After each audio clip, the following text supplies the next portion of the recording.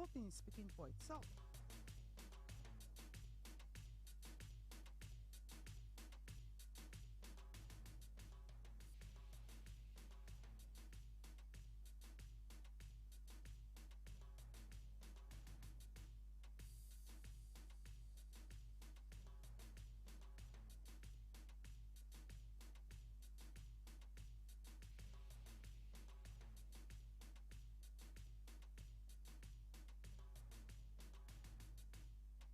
This has been the focus of our conversation on this podcast today. Joining the conversation is so easy with Shayono Gimbaloy on Mike On Podcast. I'm Sean Kamala. On Twitter Spaces, Facebook Live, YouTube Live, and Instagram Live at the Mike On Podcast.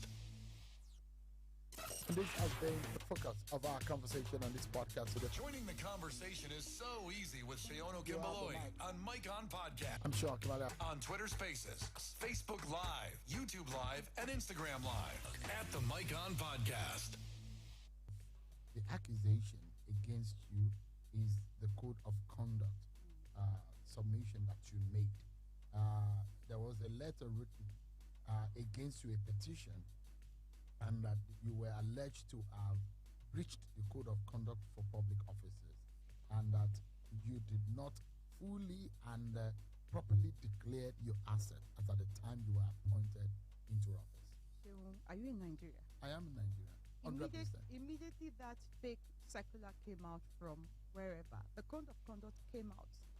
And it's clear, I wonder why the DSS and the Nigerian police have not gone ahead to pick up those lawyers. The code of conduct came out to say it was fake. And it was glaring when you look at both letters and both signatures that one was obviously false and it was forged by whoever presented that. To the best of my ability and the best of my knowledge, I am not aware that the code of conduct, was investigating or ever investigated me. And they came out to say that. So it's all part of the, gimmicks and the blackmail strings that they pulled during my screening from as Minister of the Federal Republic of Nigeria. Do you think that this was coming from your own state, Delta State? It has a mix. Yes, it has a mix. I know the people, they know me. They see me. I enjoy them to see me. And I try to do the best I can. Because for me, I believe women should support women.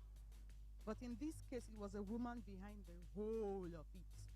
As an insecure woman who felt pulling me down would give her more leverage to maybe throw her egos around or prove a point. There are a lot of reports and a lot of concern about your educational status. I put it to the Nigerian Senate. I put it to the Nigerian populace, to Nigerians in general. Please, if you have any issues with my certificate, it's online, it's on my website, it's everywhere. Please bring it up to me. I'm ready to face the law. And I will resign honorably from the position I'm sitting today if any of my certificate is found wanting. What was the explanation the Senate President gave to you? I've not met him after then. I only watched what he said on the floor of the House. But it's all politics, like I said, and I won't want to go into details till maybe the DSS or Mr. President deems it fit, to unravel or to unbundle what really transpired. But it's politics. So you were beaten out of the game because of politics? I wasn't beaten out of the game. I just think some people tried to stop me from serving the country on a higher platform. They didn't succeed because as the executive director of the bank, I can tell you that I'm doing 10 times more than some of the colleagues of mine who were confirmed as ministers. Why am I saying that? Is that my KPIs are clear, they're well defined. There's something that one would say, yes, I'm fulfilling my purpose in the bank. I ended 2023 financial year with a 10 billion naira profit, remembering where we started from in the bank. We had about 8-point-something billion naira loss in 2016 when we resumed in 2017. So I feel fulfilled. So they didn't stop me, they just delayed. And I know that other higher callings, other higher platforms and opportunities will open to me in the future to serve, to show my work, and I'll be vindicated in no short time because the numbers are there, and the whole thing is speaking for itself.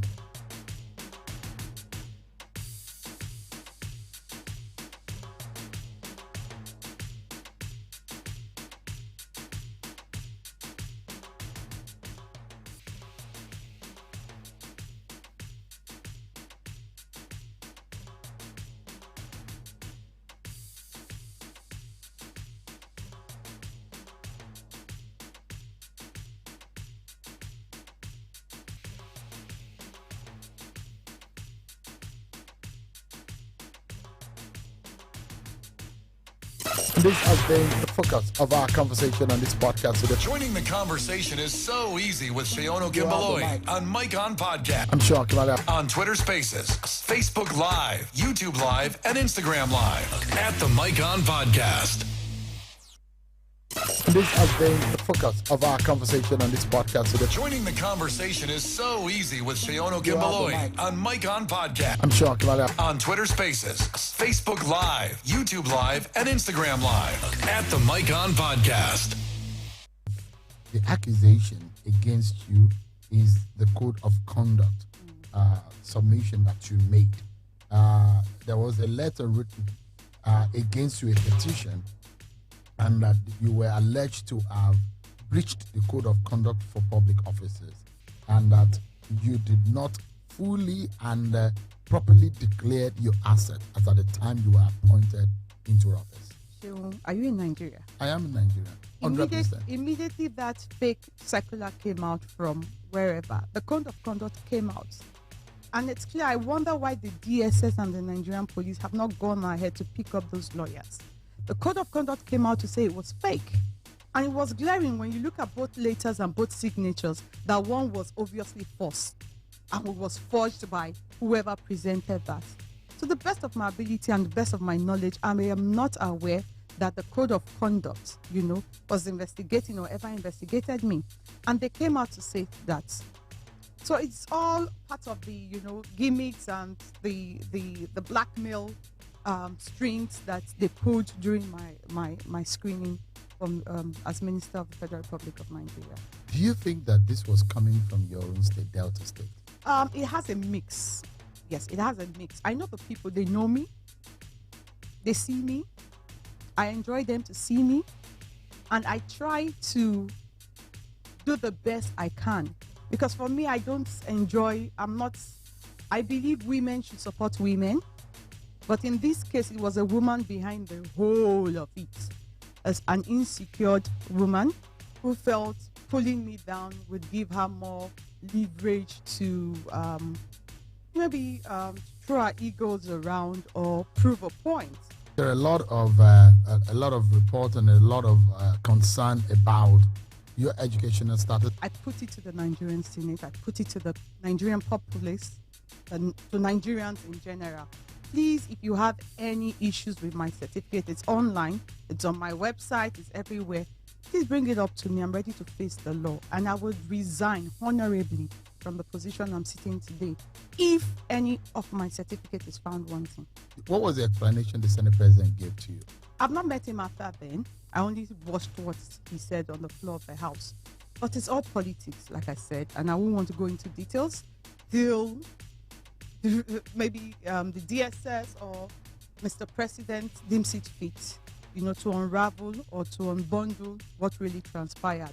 But it's politics. So you were beaten out of the game because of politics? I wasn't beaten out of the game. I just think some people tried to stop me from serving the country on a higher platform. They didn't succeed because as the executive director of the bank, I can tell you that I'm doing 10 times more than some of the colleagues of mine who were confirmed as ministers. Why am I saying that? Is that my KPIs are clear, they're well defined. There's something that one would say, yes, I'm fulfilling my purpose in the bank.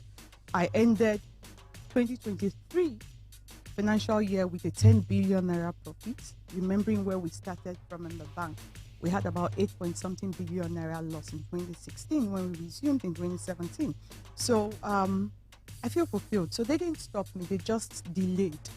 And I know that other higher callings, other higher platforms and opportunities will open to me in the future to serve, to show my worth. And I'll be vindicated in no short time because the numbers are there and the whole thing is speaking for itself.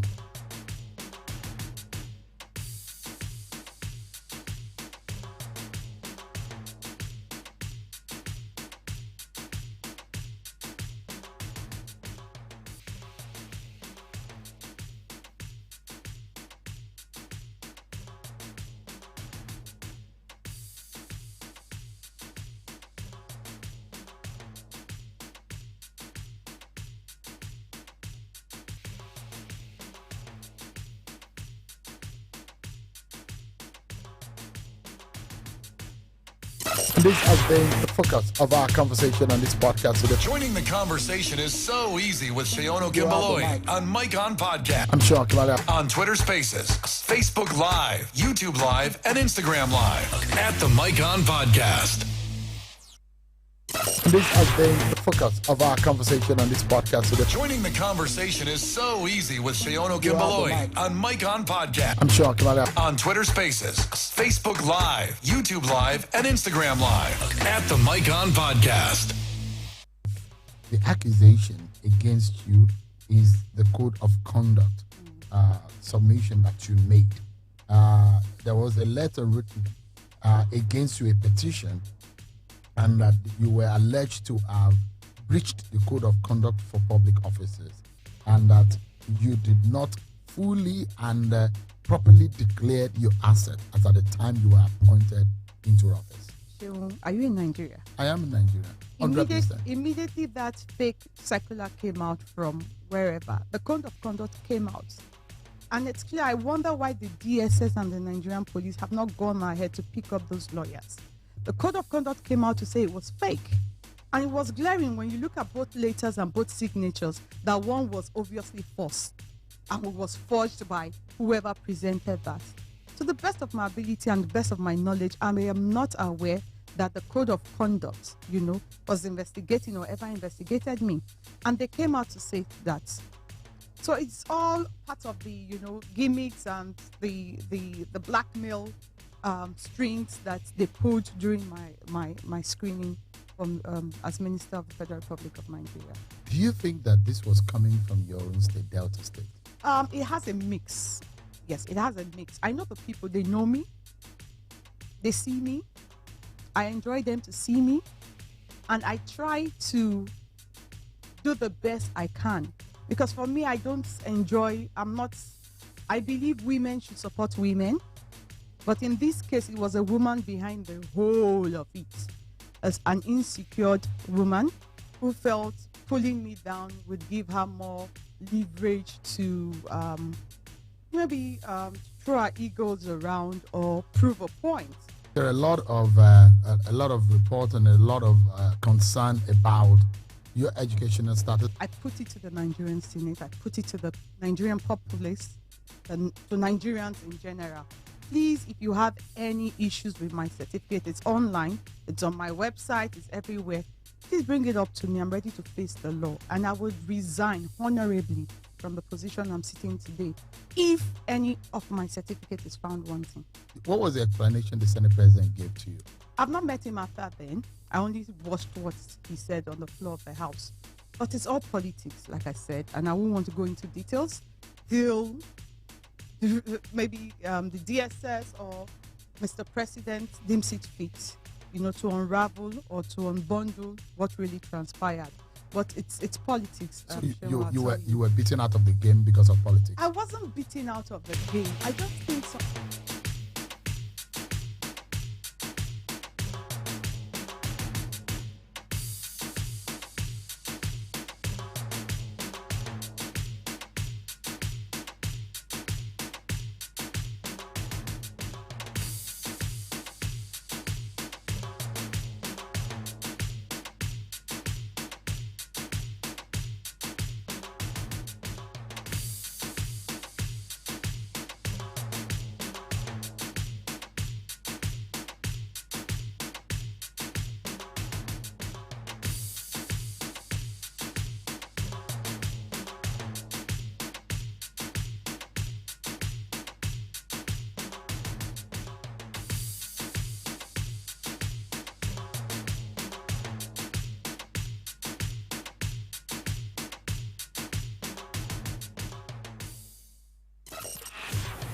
this edition of the Mike On Podcast. Nigerians are in a fierce battle for survival as the economic downturn continues to hit hard.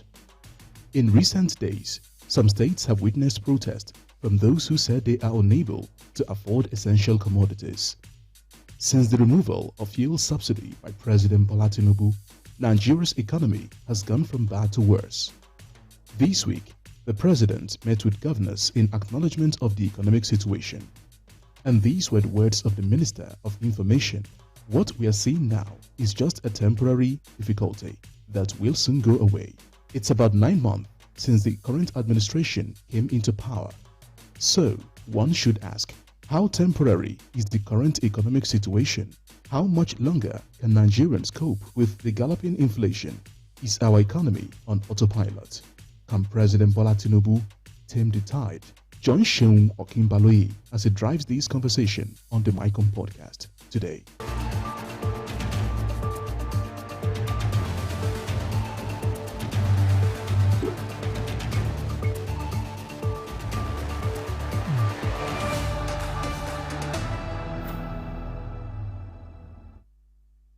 Hello, welcome to the Mike On Podcast. I'm Seun Okinbaloye, your show guide into a detailed analysis of political happenings and current affairs in the country. This podcast is an open platform. At some points, everyone gets the opportunity to get their perspectives on issues that deeply resonate with them. The Mike On Podcast operates independently of my weekday show on Channels Television, which is Politics Today, as well as the weekend edition, Sunday Politics. Today, we take a look at the present issues gripping Nigeria, from the economy woes to the alarming security situation, and try to proffer solutions for a premise. The Vice President, Kashim Shettima, referred to those celebrating the impending implosion of the Nigerian economy as clowns. This was after the Naira depreciated to about 1,500 to the US dollar this past week in the parallel market. The FX crisis, constant price increases of essential commodities, the economic numbers have been looking bad for a while now. But do you know the worst case scenarios? That is a terrible security situation. This past week, the Senate summoned security chiefs to an interactive session over the rising cases of kidnapping, terrorism, banditry, armed robbery, killings, and other criminal activities across the country. Security agencies say they have intensified surveillance and reinforcement into troubled areas. The economic outlook and security situation appear grim, but the real test of a nation's strength lies in how it handles its challenges. So I ask, is Nigeria on the right track? Are we dealing with our challenges the right way? In all of this undulating and the pressurized temperature on the Nigerian economy, can the Bola Tinubu administration tame the tide of what is scaring a lot of Nigerians, especially the prices of commodities? Joining us tonight to discuss some of these issues and perhaps give some insight and give some insider view of what is going on and how we can navigate ourselves out of this quagmire, and let us know what exactly is government doing, is a special advisor to the president on the economy, himself an economist, Dr. Tope Fasua, who joins us virtually. Thank you so much, Dr. Fasua, for joining us tonight. Thank you, Phil. Yeah. I think that this platform gives us opportunity to just go straight to the point. And the fact remains that what bothers the mind, we saw FCCPC, that's the Federal Competition Consumer Protection Council, went to Sahad stores, and they were fundamentally saying that they were against this price speculation, price hike of spot prices, this manner in which those who are selling are not, the customers cannot trust them because of the prices. And there are a lot of outrage out there. You look at it, 3-4 days ago, the price of cement jumped from 4,000 to about 8,000. In some other places, you see 10,000, and people are worried. Noodles, rice, staple food. Let me just show you a snapshot of what the prices of the commodities are presently. We look at what they were some times ago, just about the time President Bola Tinubu administration came into office. Noodles, for example, a carton of noodles was around 3,500. It's jumped to double that price. It's about 6,500 naira in the market price right now. Fuel, 1 liter. Understandably, the removal of fuel subsidy affected at 185 naira, now about 670, in some places 610. Cement, 1 bag, 4,200. That's what it was sold around May 2023 last year. It's between 10,000 and 15,000 now.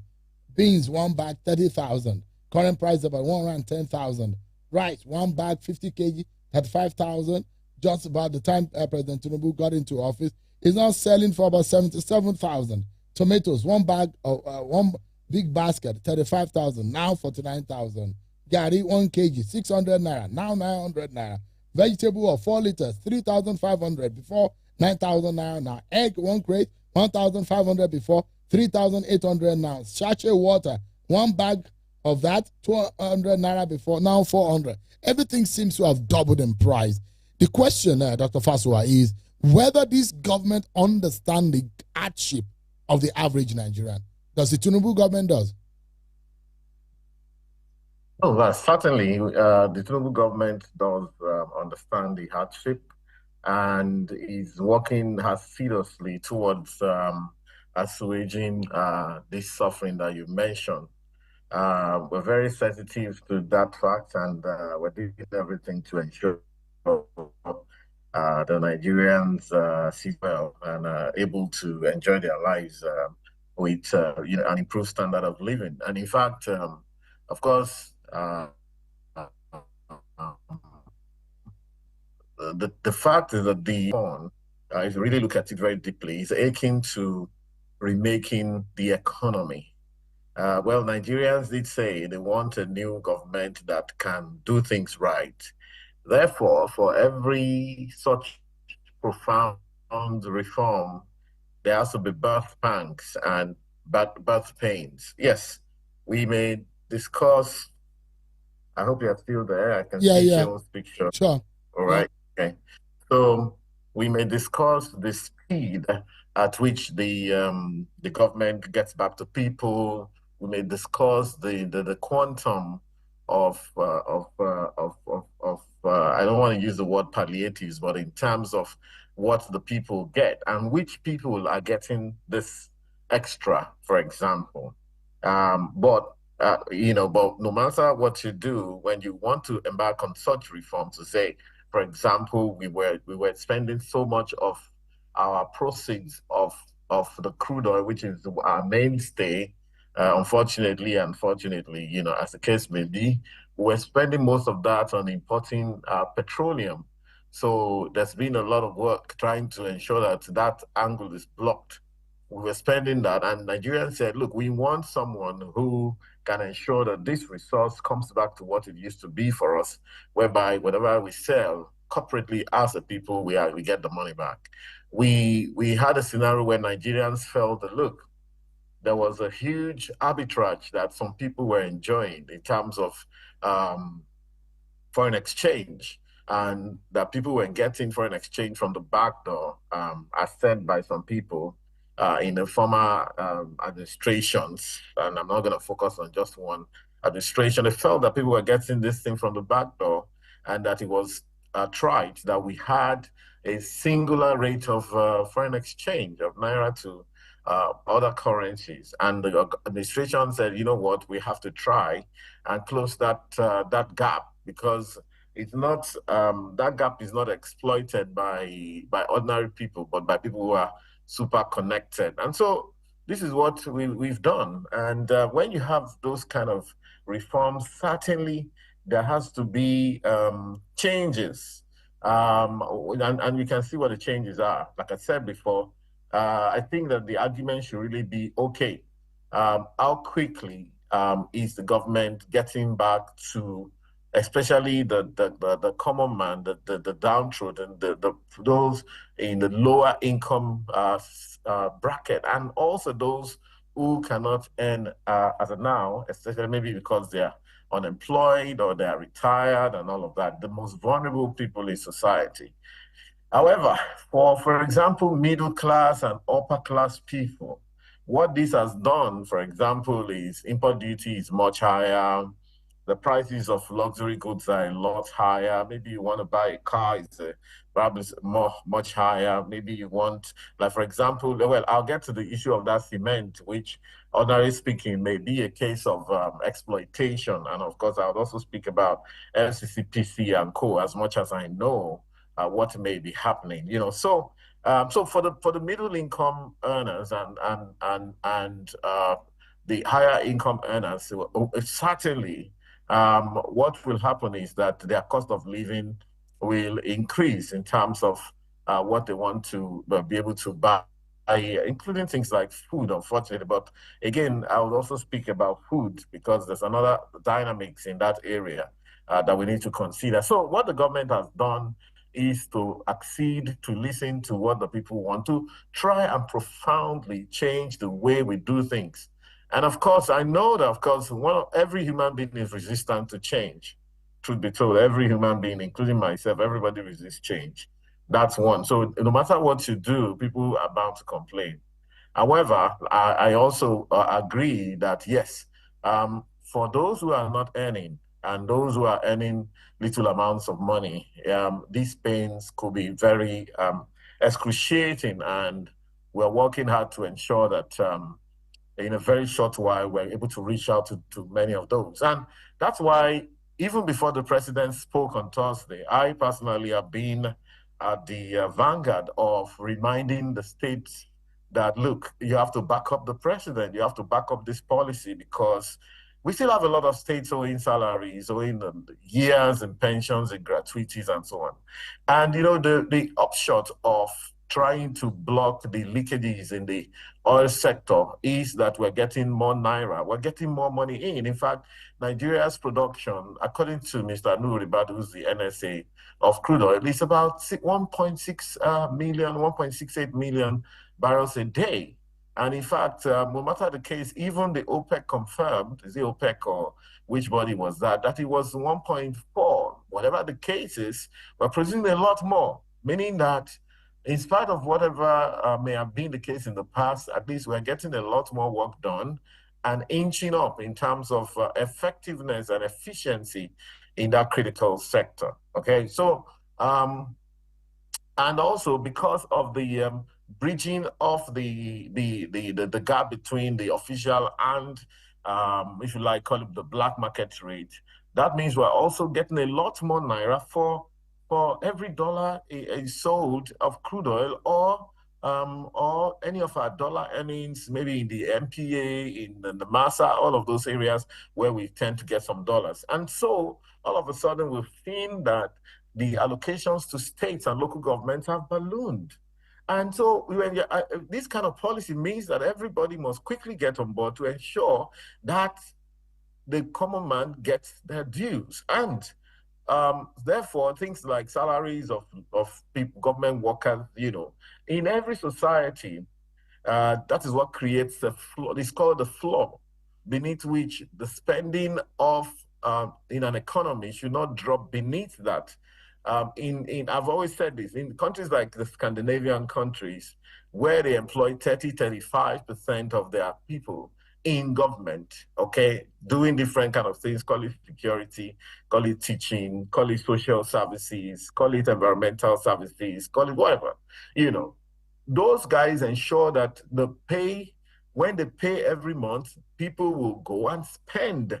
And it's very important to always get to understand that people must continue to spend for an economy to grow. And whereas the number of people employed by government here is 5% or less, and I'm talking of whether at the federal and state level, and a lot of my friends who are liberal economists, I always talk about them because they're the ones that oftentimes push us in some of these things, would actually say that number is too high. But you can see, so not only is the number low, but also that, the states could have got through to those people earlier. So we're talking about states are owing people for contracts done equally. Maybe even at the federal, you may see some of those, but states are, some states, not all, are still owing salaries. So most states are owing pensions and what have you. If they had got, let me just land with this in a second. If they had got through to the people by paying up what was due, even in part, people will not say, look, we don't have money to even feed, and so on. So that's the scenario. So in terms of the inflation, of course, what are the factors? The depreciation in the value of the naira is a factor because many things are dependent on importation here. But also, there are also aspects of inflation that must be considered. The fact that those who sell, retailers, distributors, middlemen, and so on, including some manufacturing companies, we've seen scenarios where they increase prices on a whim. We've seen scenarios where they increase prices much more than the extra cost they're bearing. So you can go into a tailspin where everybody is increasing prices, and of course, government must be concerned with that. All right, let me ask so that we clarify, and I'd like to ask quite a few short questions. First and foremost, from your references, would you say, or are you saying that some of the increase or the increase in the price of commodities are artificial and man-made? Some of it, yes. Some of it. You see, like cement. In economics, we never base our discussion on only one factor, only one variable. When we're going to analyze situations like this, we look at what could be affecting the phenomenon that we are discussing from any angle. So certainly, one of the easiest things to do is to increase prices, even sometimes out of anger, even sometimes out of emotions, especially when you're in the seller's market where any price that you dictate, especially things like food, people must buy food, people must eat. So whether, can we say that the percentage increase in the prices of some food is equal to the percentage decrease in the value of the naira? No. Oftentimes, people will increase much more and ensure their profits. And so we're not now saying that that's the only thing, because many people like to run away with some part of the story. They said that's the only thing. No, it's not. The whims of sellers is a factor. Their psychological state and, of course, the development of the market. So when people talk about perfect market system and the fact that every information has been priced into the prices that we see by the forces of demand and supply, for an economy like Nigeria, I'm sorry, it's not true. So let me, an economy like Nigeria, we're not at that level yet. We still have a lot of emotions going into some of these issues. Look, there was an antitrust law in the United States where they say, no matter what, despite the fact that you may be a brilliant person, you can grow your company to any level you like, but if you grow too much, they say, you know what, we think we can't control you. Why would the United States want to control a business? So ever since the time of Rockefeller, they broke up his business into pieces, and that's the United States. In the US, during the Second World War, there was an instance also where they moved a certain company that was doing very well, and I remember their name in a jiffy, doing very well as a retailer, and they were increasing prices on people. They want them in the US. And when they were adamant, they removed the MD. Now, I'm not saying that that's what we are doing. I'm just saying that, please bear me, and of course, headlines will be written. And so many of the people on my side don't like talking to the press because of some of those things. I'm saying that historically, we must know where we belong as a people. We must help ourselves. Some people say, you know what, I don't care, it affects other people. I'm blocking my own side. I'm making my own money and all of that stuff. And the country can go to blazes. The government of the day will tell you that, no, the country will not go to blazes. And we have references in history to ensure that we are slow, at unleashing all of these things on the poor and downtrodden in our country. And so when you look at FCCPC, people said, I believe that the store that in question has been reopened. What we should just ensure is that FCCPC is acting within the confines of their law. Whatever it is they did must be found in the law. If it's not found in the law, then they are ultra vires the law. Okay, but of course, if they are consumer protection, they must and should protect the consumers of this country. So, Mr. Fasua, so let's get down to it. The question is that just in about 9 months, prices have doubled. You see, the exchange rate is incredible. The numbers, you look at it, prices of food items are making people wonder. In fact, some people have speculated that Nigeria is fast approaching the Venezuela scenario. And God forbid, we cannot only pray. But the question here is that if things are spiraling at this pace, does the Tinubu government has capacity? There are those who will tell you that the government has not shown any capacity in the manner and the speed at which things have spiraled. Well, anybody can say what they want. It's a free world, but like I said before, the president called an extraordinary meeting of state governors who are also executives in their own regard, and had a very candid discussion with them. And I think that that's something to go with, and so in terms of now, like I said, a number of what's going on is also political in a way, even though, well, politics, people can react politically in any way that they want, So, but that the government is making efforts, like I said, you can see that the state governors are also rolling out plans already, very much. And, the state governors are closer to the people. The governor of Ogun State mentioned he released 50 billion for the workers in the state. That circulation will keep going.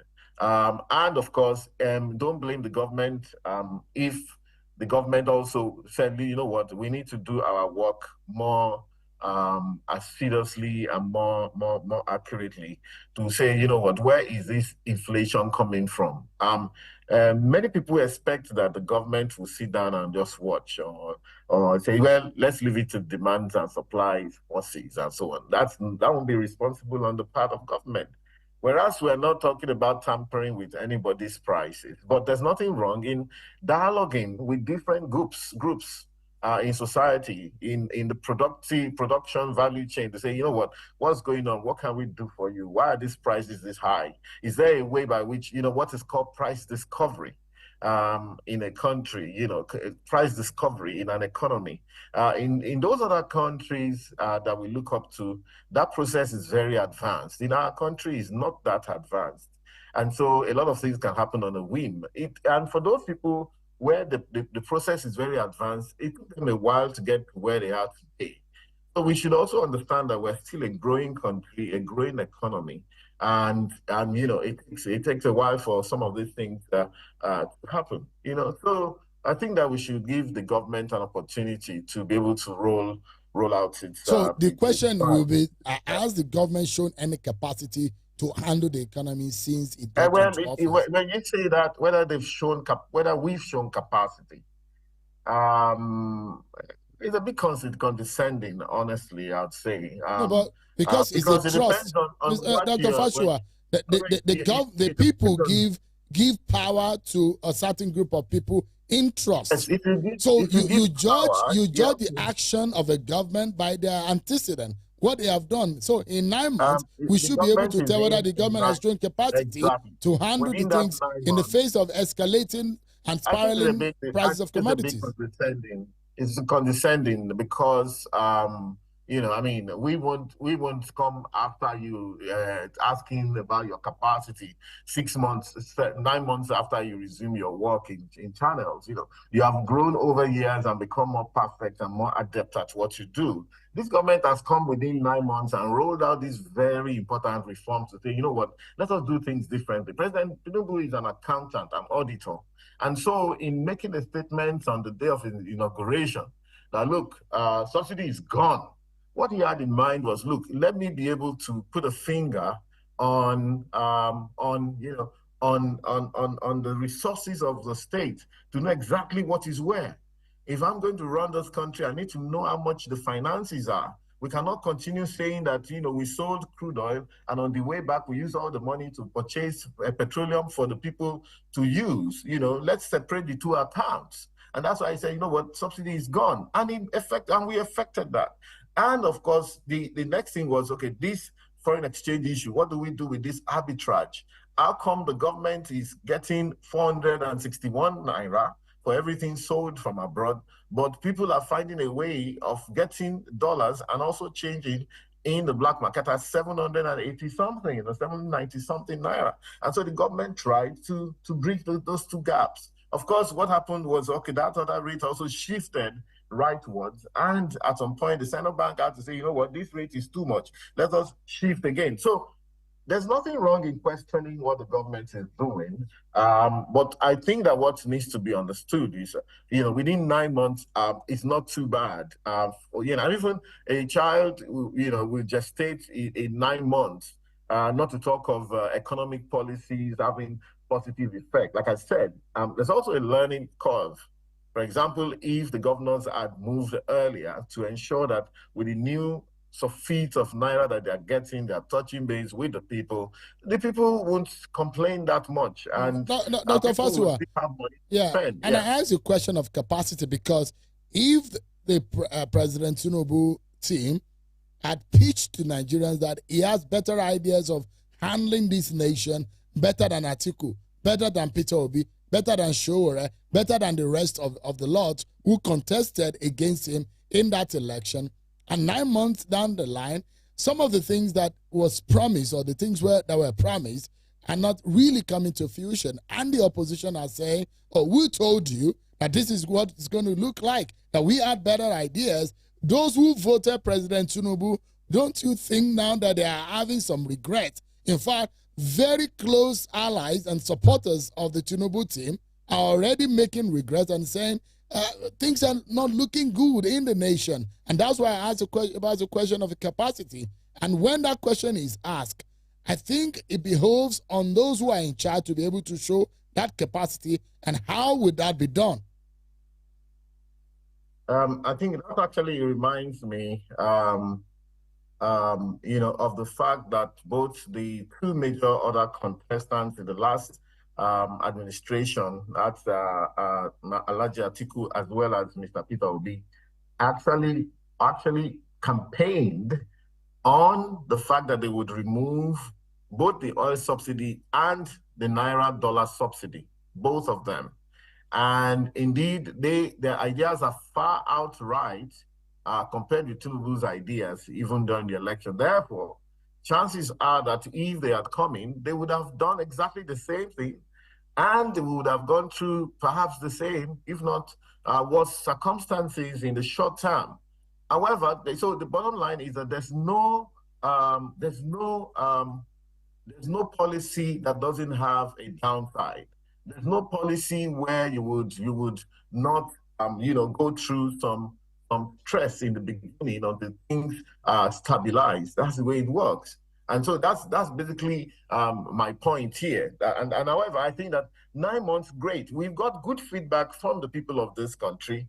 People complaining and all of that. It also gives us an opportunity to be able to right the wrongs very quickly and look at ways that the policy could be better effected and also move on from here. In fact, I could probably tell you that from this point on, Nigerians should expect goodies.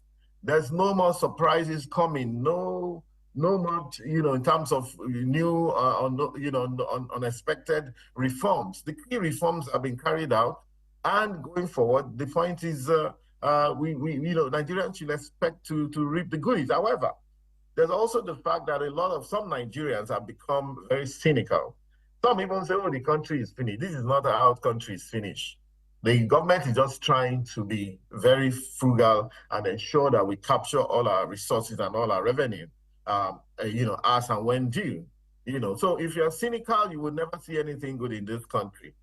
As some people are running out of the country, some are also running. In fact, we now have a reverse jackpot scenario. I was talking to some medical people recently. Many Nigerians are coming back home to get their medicals done. because in the UK, there's 7 million people waiting to see the NHS. In Canada, the same thing. In the US, the cost is so prohibitive. So people prefer to come back home to get this done. And, there are new opportunities that are opening up. In fact, now that the president has spoken to the governors, now everybody is on the alert. Governors have more naira to issue contracts that have local content, like roads. In order to build roads, you need some sand, you need some laterite, you need some rocks, you need some, whatever things that you need. Most of that, the labor inclusive is sourced locally. Equally, housing sector.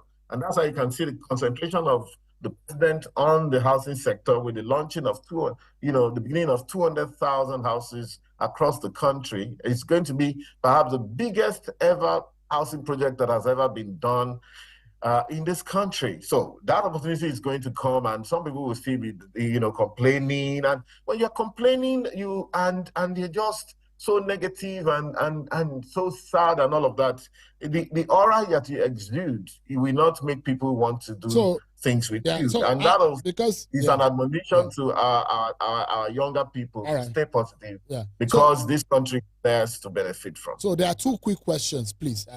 I'd like you to touch on. You said that the major policies are being made, but how soon can we start seeing a decline in the rise of price of commodities? Or should we still be expecting the worst case scenario where they might be rising above what we see presently? Oh, yes. What we should be expecting. In fact, the IMF projects that our inflation will fall to 15% by 15.7% by the end of this year.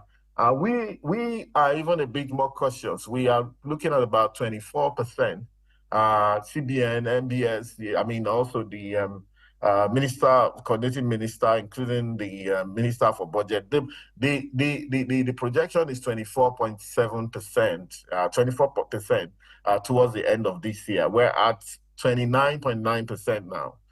Maybe, and of course, the central bank is also doing all it can within its power to ensure that they do their own bit, even though what the central bank can do is tinker with interest rates with a hope that more people who have excess money will park the money in the bank, and there won't be a lot more lending from the bank, in which case that slows down inflation. That's the role of the central bank, But in our economy, I will insist that there are some other factors. There are some other factors that are extra, aside from interest rates, that are important to the control of inflation. And I think I've been saying that for a while. There's what's called seller's inflation, which I mentioned earlier, is a scenario where inflation, as has been seen in the United States and in most of Europe, and according to the work of Isabella Weber, Professor Weber, in the University of Massachusetts, I think, and that sellers have, when they have the upper hand, you may find a scenario where companies are setting their prices to make a certain limit of profit, whether or not the consumers suffer. And the shareholders are dictating, this is the profit we need. We don't care how you do it. So companies will find a way of passing the entire new increased cost of production plus a profit, plus a tidy profit.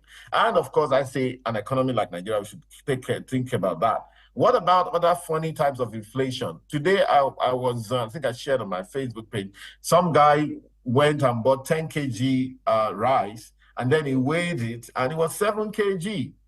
That we've seen scenario where some people put something like a funnel into the rice, and then they leak the rice. And in fact, a friend of mine was saying to me today that over the last Christmas, a big friend of his went and bought so many bags of rice to distribute to people, and almost all of the 10 kgs were 8 kg.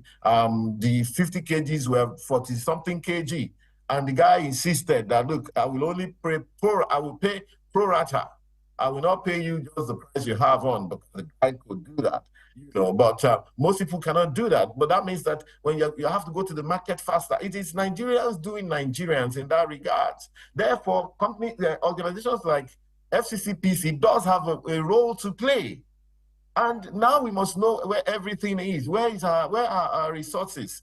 Where if this country, if we do so much to produce goods and food, on a yearly basis, but we can't tell who's sitting on what. We don't know what's going on with what. And we produce more, but our people are hungry. Okay, so at least let these organizations do their work, including organizations like Standard Organization, because apart from shrinkflation, which I just mentioned, there's also skimflation, where companies can reduce the quality of what they're producing and sell at the same price or even higher price. And of course, I mentioned profit-led inflation. Look, I think that what's going on now is that every persuasion in economics in Nigeria must be ready for scrutiny. If you believe in the market forces idea and perfect market idea, you must be ready for scrutiny. If you don't believe in it and you believe that the government should have a role to play, you must be ready for scrutiny. Because why? Because we have embarked on reforms, okay, that will make people think. And the government must also think. So as the people are putting the government under pressure, say, look, there's something missing here. We need more here. We need more there. You haven't thought of this.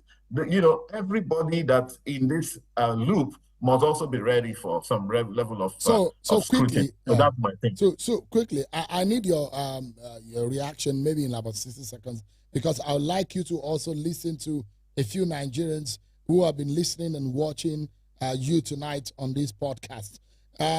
My question is, as an economist, of course, they say supply and demand are the best ways to control price of commodities. And there are those who will say they're anti-institutions or government controlling price of commodities. But in this sense, how can the Nigerian government, because I see a lot of comments on YouTube, those who are even contesting the prices that we put up earlier.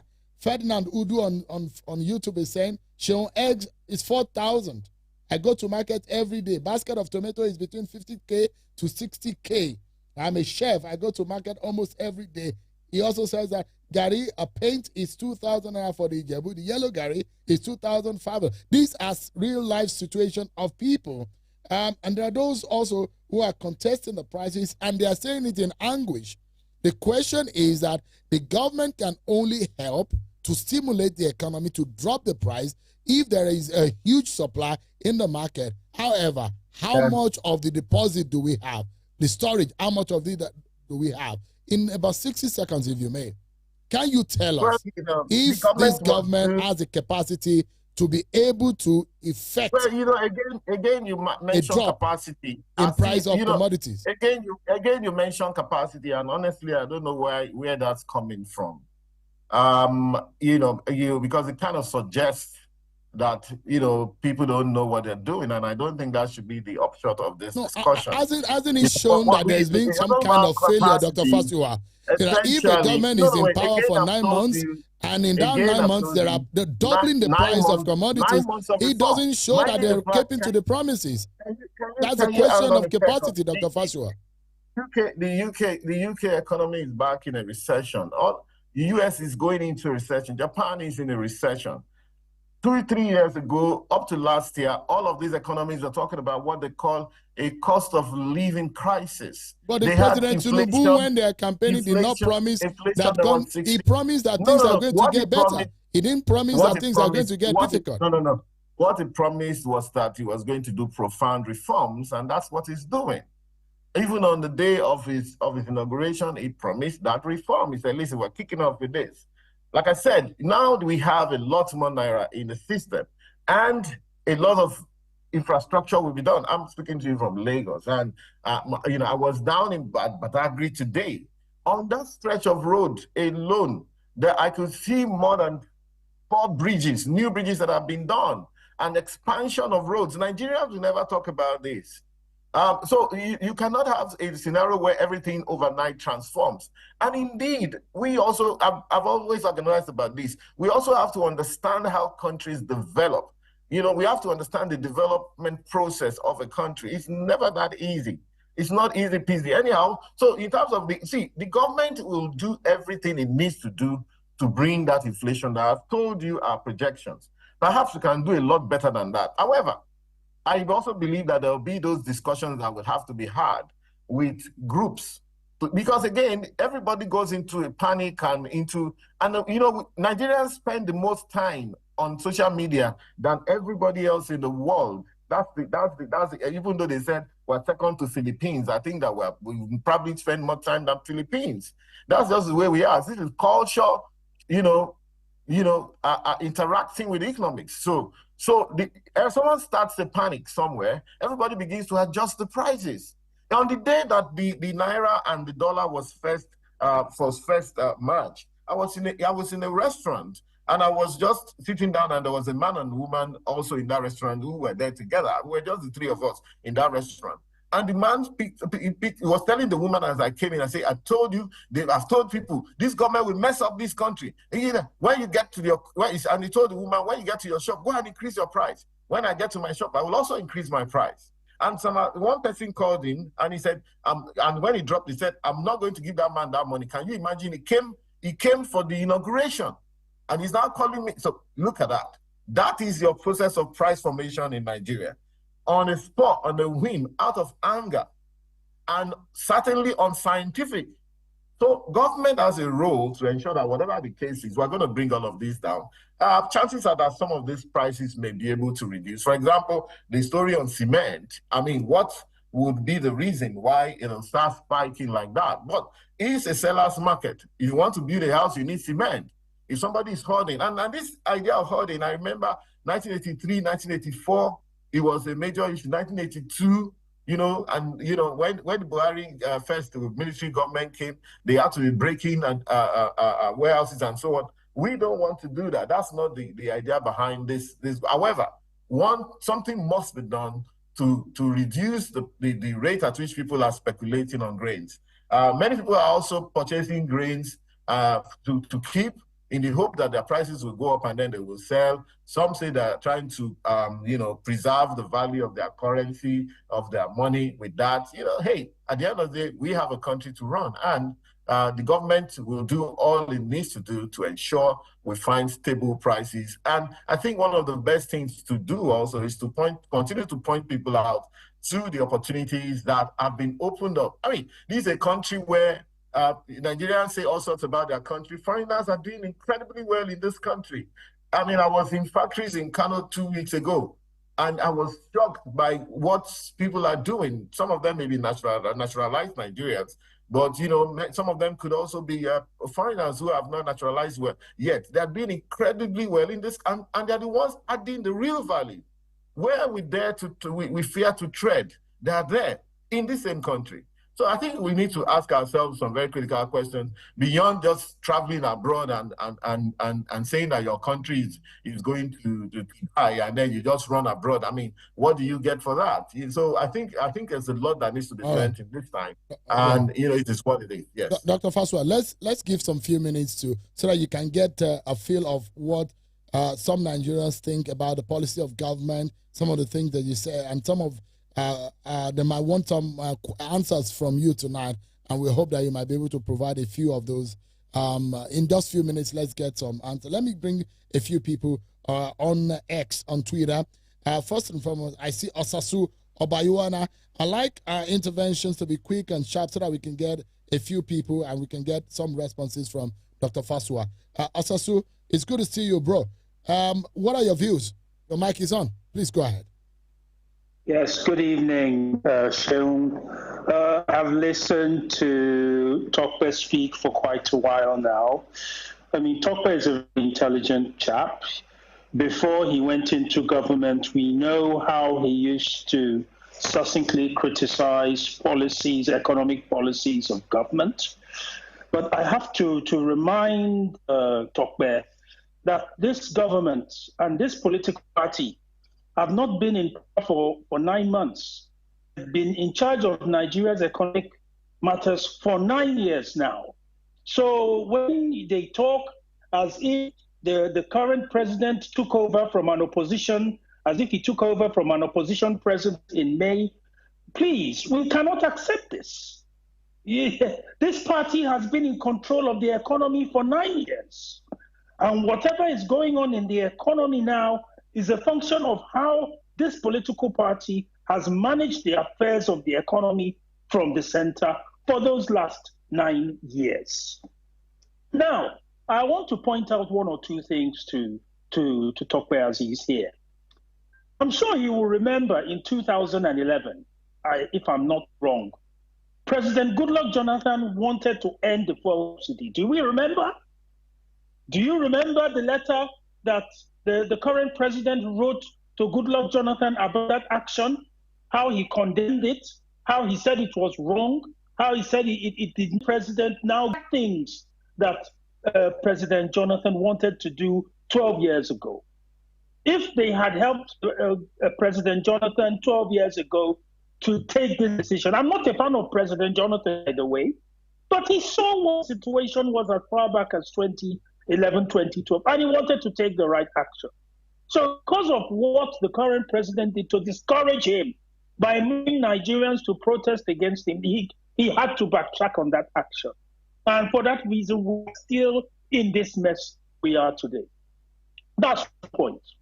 Now, I also want to just quote something that the president said when he had his colloquium, in his 11th colloquium. I want to quote it because it's very important.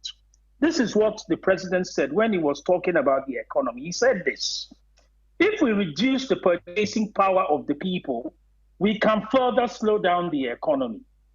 Let's widen the tax net. Those who are not paying, let it be inclusive of Ebola Tinubu.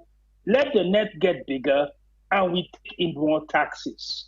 This is what we must do in the country. That is what he said. It's on record. You can listen to it on YouTube.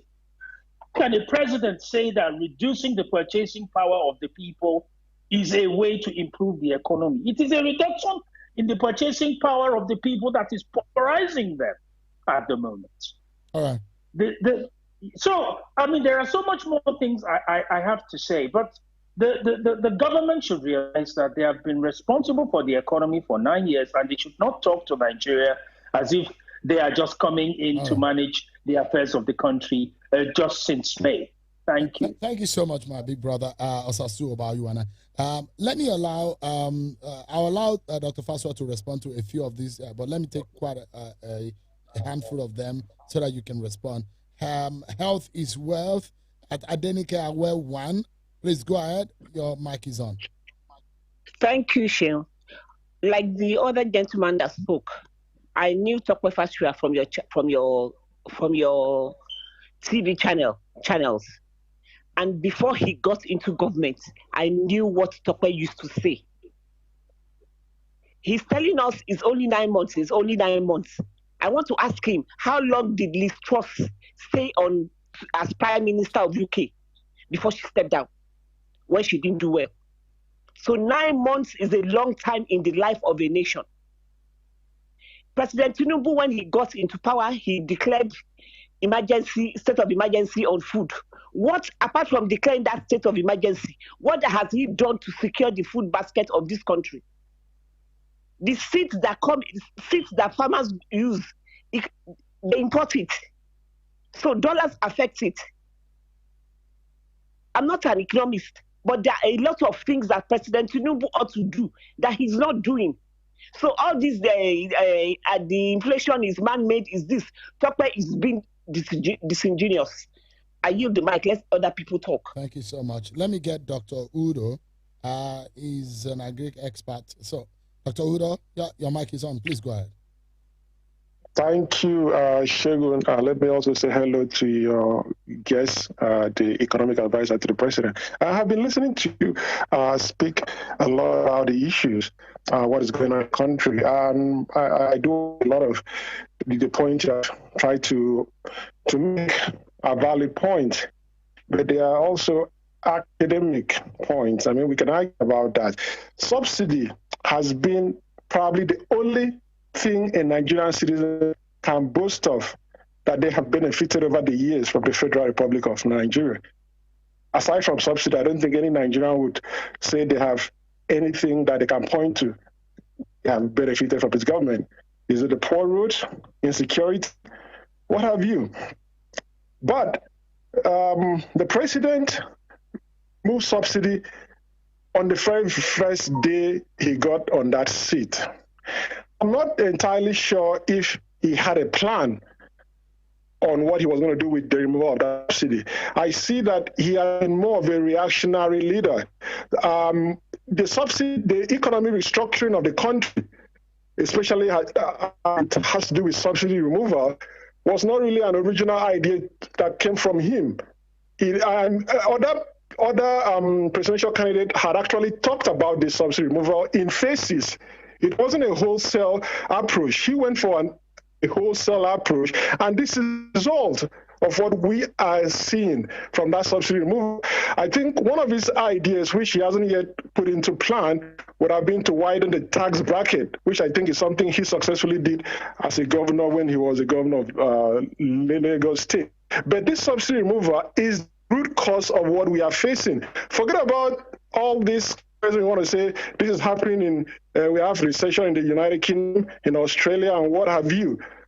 I have lived in many of these countries. You don't see the price jump. You see a price of something today, 500 naira, tomorrow 5,000. That has nothing to do with recession. This has all to do with a failing system, that there was no foundation to the system. I'm into agriculture. We are not yet a food sufficient country. We are even trying to meet up our own quota, what we need, talk less of what we even export, because we haven't even gotten up to the level of where we have improved on mechanization. We are still a subsistent level of agriculture. A country like Israel is not even up to the size of Cross River, but they are one of the most industrialized in terms of agriculture, what they are producing. If you go to Holland, the same thing. So on what basis are you even comparing Nigeria? People are hoarding because there is no food. We are a poor nation. We don't have food. I mean, I consult for programs, for bilateral programs, and I know what I'm telling you. I know what the statistics say. Not yet a food sufficient nation. So when the basics are not gotten right, this is what is the outcome. Because one, where the food is coming from, Plateau, Niger, Benue, they are having herdsmen clashes with farmers. They are herdsmen clashing with them. And they are not even producing enough yet. And then you're already cutting off the little production that we had. What are you going to expect? Now, stay locking up their production. The governor of Niger State was saying that he's not going to allow any outside states to come and buy from them. They want to use what they have within. I mean, I'm not really a fan of that, but he's trying to do whatever he can to help his own. Yeah. So I'm going to run up here in the next 30 seconds. But what I'm trying to say to the Honorable Economic Advisor is that I think you guys should come up with a more robust plan that we can trust, and we can see what you are doing, and we believe, yes, there is a plan, get us out of this. I haven't seen that yet. Yeah. So that is a plan I'm trying to make, yes. Yeah. I appreciate we just have a few minutes to the end of the show. I like Dr. Fasua to quickly respond to some of these. I like to take quite a few more and get your response before we close in a few minutes. Dr. Fasua. Okay, so, well, I have another 8 o'clock podcast or something, but anyhow, but I don't know if you want to keep me beyond 8. No, I don't hope so. I wanted us to wrap up quickly. So if I can get your quick response, I want to take 1 or 2 more persons, get your response, and we'll close on the dot of 8. Let me start from the last and thank the gentleman for the advice about having a concise plan and a concise strategy, which is great. You know, like I said, these interactions have to continue going on, and I like the fact that most of the speakers are positive in terms of engaging. Honestly, again, look, we want to solve a problem called Nigeria. We don't expect that it'll be a walk in the park. Okay, we don't expect that it'll happen in a few months or a few weeks and all the problems are sorted. No, there have to be pains. I insist that, look, the middle class people will have to get some pinch, especially, and also the upper class people. And of course, the gentleman mentioned that widening the tax net. Yes, the president has started working on that. I'm also a member of the Taiwo Oyedele Committee on Fiscal Policy, whereas we don't intend to increase any taxes. and we're actually lessening the number of different taxes around in Nigeria. But we'll be a lot more efficient in terms of collecting what is due. And that means that, I mean, look, I'm in Lagos today, and in spite of the fact we're talking about everybody is dying in Nigeria and so on, if you went out to the nightclubs today, you see the way people are still balling in the lounges and so on. Look, some of these things we take for granted. They can't, most Americans or Europeans cannot afford to spend the way we spend. People, all the weddings and all of those things that happen, we spend.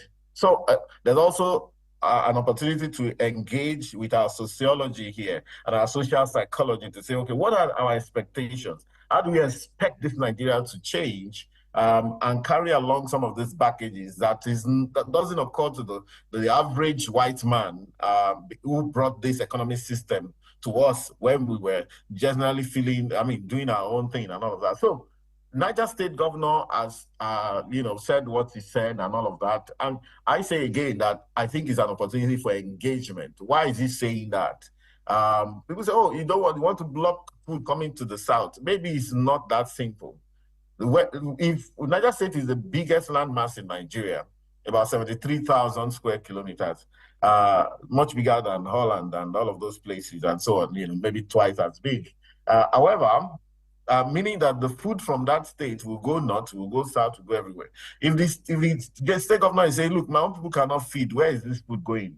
I think we're still okay to say that, look, there's nothing wrong if the governor wants to know who's buying what, where are these foods going, how come my people are complaining, okay? So, because I have videos on my phone, on WhatsApp and elsewhere, showing truckloads, hundreds of them, of the same food that we're talking about, leaving Nigeria. And they're living informally. We are not going to get the export proceeds. So are we saying that the government should look away from that? No.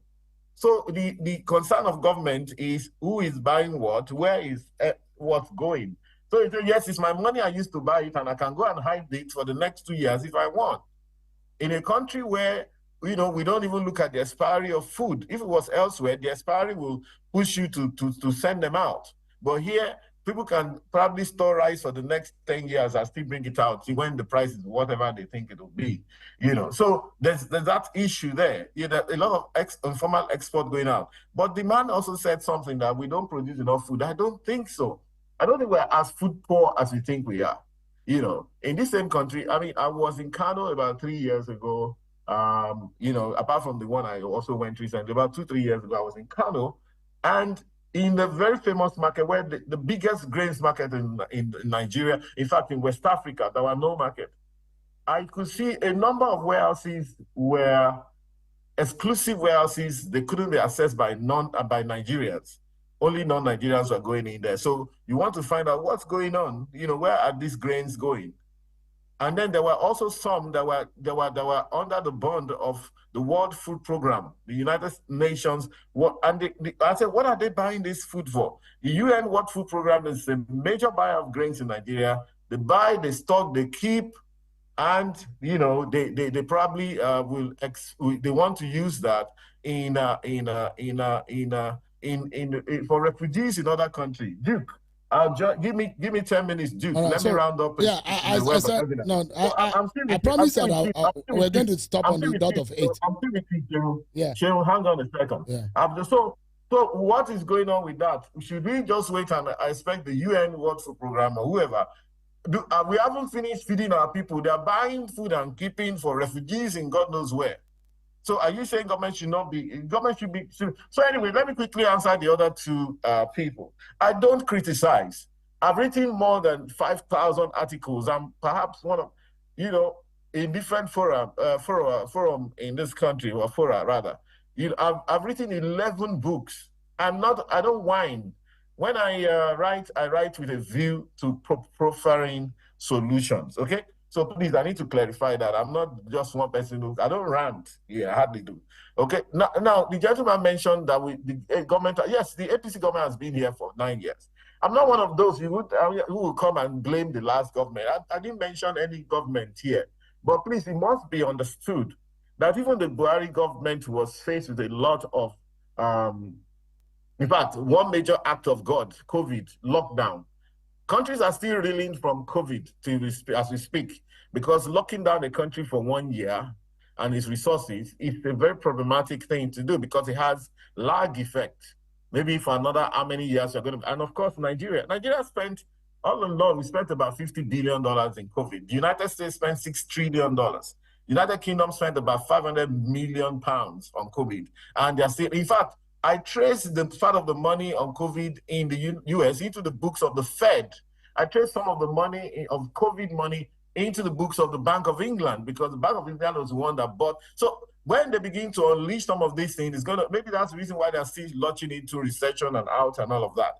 So that's the kind of government Buhari ran. Of course, in 2016, he went into a recession, which I felt maybe that was an own goal, but 2 recessions. So please, let's give them a little break. Anybody that was governing the country that went into such serious downturns will actually have to struggle. So however, yes, the gentleman also mentioned 2012, Jonathan tried to get out of, indeed, he tried. Equally, Buhari, too, tried to get out of the subsidy in 2016, and it didn't work. He had to kind of restore the subsidy. Subsidy is a very tough thing to get rid of. But I think the consensus was that, look, we know there's too much fraud when people start talking about subsidy. How much of fuel are we consuming in the country? How much is escaping to other countries? People got tired. Most Nigerians got tired. Is it that we should expect that, just as the second gentleman said, that since price subsidy is the only thing Nigerians consume, so we should continue on that? I think that Nigerians should be subsidized in many other places. Why are we subsidizing petrol? Why are we not subsidizing food? I wrote an article on palm oil alone, and what palm oil was doing for Malaysia and Indonesia. Anybody can Google it. And in fact, palm oil is a much more valuable commodity than crude oil, liter for liter. And I said, okay, why is Nigeria not pushing palm oil? Rather than, in addition to why did you wait until Malaysia and Indonesia come to get this? And so why are we not subsidizing palm oil, which more people use in their homes? So I personally think that the age of subsidizing petroleum should be over, honestly. And I don't think that that's the issue. Even when this was done in this country, even done it, when President Tinubu announced it and it jumped to about 560, 550, people were going to be able to cope. I think what we need to look at is the depreciation of the naira. That is a problem. And I think that we're working on seeing how we can correct some of those. So the lady actually said that Liz Truss stepped down. We run a presidential system. People have been, in fact, some members of the House of Reps are pushing for parliamentary back again. But we seem to forget the history. Okay? It was because of the way the First Republic ended in such a violent manner, with the dismemberment, killing of the Prime Minister, the golden voice of Africa, Abakatafa Balewa, by a bunch of guys, misguided, I will say, and that was when we realized that, look, we needed to find a different kind of government, because the primus inter pares form of government, which was parliamentary, where the president is just one MP, one member of parliament who wasn't respected by all, who could be challenged by anybody, will not work, and had ended violently for Nigeria. And so they decided in 1978 Constitutional Conference that, look, why don't we try the presidential system of government, where whoever comes in would have the buy-in of at least the majority of the voters in an election. That's how we got here. Let's not forget. And of course, we've even become a bit more divided than we were in 1965, truth be told. And in those days, people could just not bear it. I mean, you can see even the British system you talk about, the way they shred the prime minister.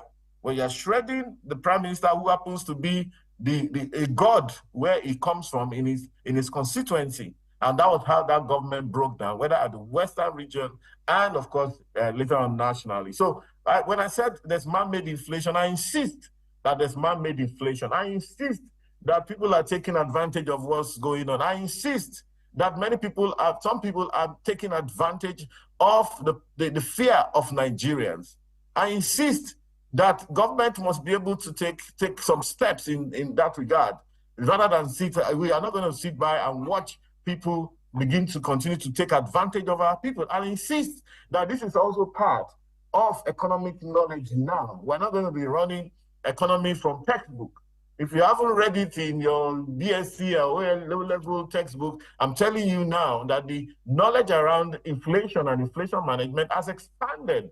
And so anybody that wants to engage in this debate should also tool themselves up and get the best and the latest knowledge in the industry. Thank you very much. I promise, and I want to be a man of my word.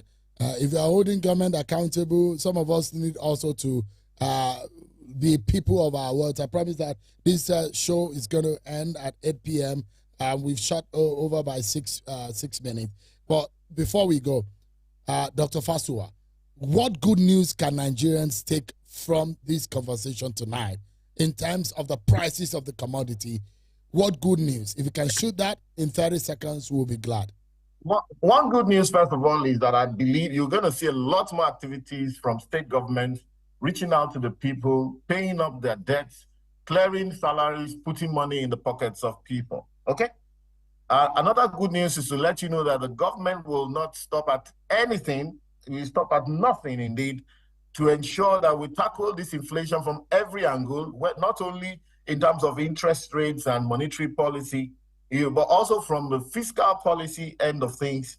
You know, spending in government has already been curbed anyway. I must tell you that there's a lot more frugality in government today than before, and there's going to be even more. And of course, we're going to use every tool in our hands to bring people to the table, to let us understand exactly what's going on, and to ensure that nobody takes advantage of our people unduly, including those who hope that by doing what they're doing, they can undo the government, scatter the country, all sorts of people who have different kind of ideas, whether local or foreign. So we're not going to stop at anything to ensure that we do the right thing by our people. And please, Nigerians should exercise a bit more patience, this time for real, because the president is a caring man, and those of us who work with him also are very much in touch with the people. I still go to the market. I go to the market, I sample prices, I have customers in the market, I know what people are going through.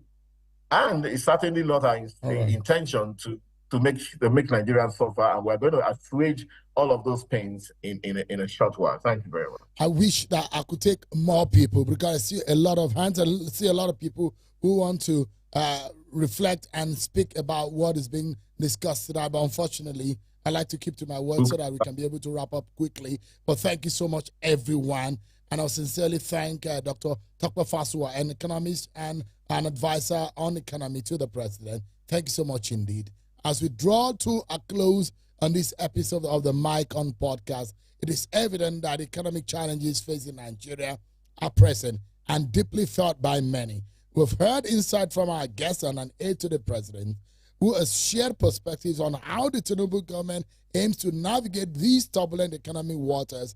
Yet, despite reassurances, many of our audience no agree because they say it's a year where we no go agree for anybody. Of course, the stark reality remains. The hardship endured by millions of Nigerians amid rising prices and inflationary pressures is profound. Each day brings fresh struggles for families striving to make ends meet, underscoring the urgency for meaningful change and decisive action. As we reflect on the discussions held tonight, let us not forget the voices of those directly impacted by these economic hardships and how desperately they desire meaningful and impactful solutions to these problems. Thank you so much, everyone, for joining us on this episode of Mike On Podcast. Until next time, when we bring you yet another insightful conversation and perspectives on the issues shaping Nigeria's future, let's continue to seek pathways towards a brighter, more prosperous Nigeria. God bless Nigeria. I'm Sean Kimbale, and it's been a wonderful moment with all of you on this space. Bye-bye. Thank you for joining us on this edition of Mike On Podcast with Sean Okimbaloi. Mike On Podcast for the independent mind.